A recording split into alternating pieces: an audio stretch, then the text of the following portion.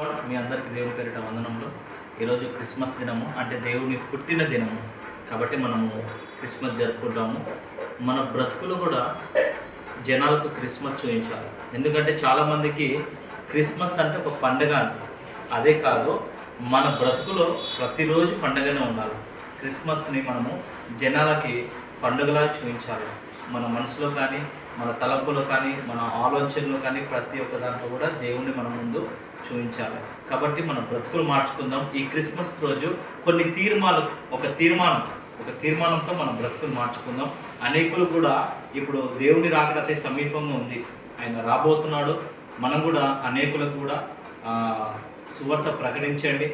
అదేవిధంగా మీరు అనేకులకి సాయం చేయండి. ఎందుకంటే ఈ క్రిస్మస్లో ఏదో పండుగ చేసుకోవడము, వంటలు చేసుకొని తిని, స్వీట్లు చేసుకొని తినడమే కాదు, ప్రతి ఒక్కరికి క్రిస్మస్ రోజుగా అంటే మనకు ఉండి తింటాము, లేని వాళ్ళు కూడా చాలామంది ఉంటారు. వాళ్ళు కూడా మనము క్రిస్మస్ రోజు వాళ్ళకు చిన్న గిఫ్ట్ లాగా, వాళ్ళకి భోజనం, ఆకలితో ఉన్న వాళ్ళకి ముఖ్యంగా ఏం కావాలంటే ఆహారం కావాలి. అదేవిధంగా క్రిస్మస్ రోజు అనేకులు కూడా ఆహారం లేని వాళ్ళకి ఆహారం ఇవ్వండి, బట్టలు లేని వాళ్ళకి బట్టలు. దేవుడు అన్నాడు కదా, మీకు 2 వస్త్రాలు ఉంటే ఒక వస్త్రము ఇవ్వండి అని చెప్పాడు. కాబట్టి ఆ విధంగా మనం ఈ క్రిస్మస్ రోజు అనేకులు కూడా వాళ్ళకి భోజనం పెట్టేవారుగా, వాళ్ళకి మనం సాయం చేసేవారుగా ఉండాలా. దేవుని రాకడ సిద్ధంగా ఉంది. మీరు అందరు ప్రార్థించండి, అనేకులకు సువార్త ప్రకటించండి.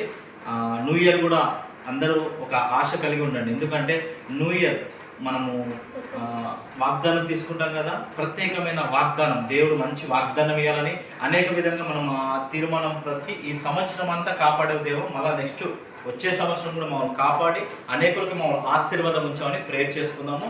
Praise the Lord. ఆమేన్.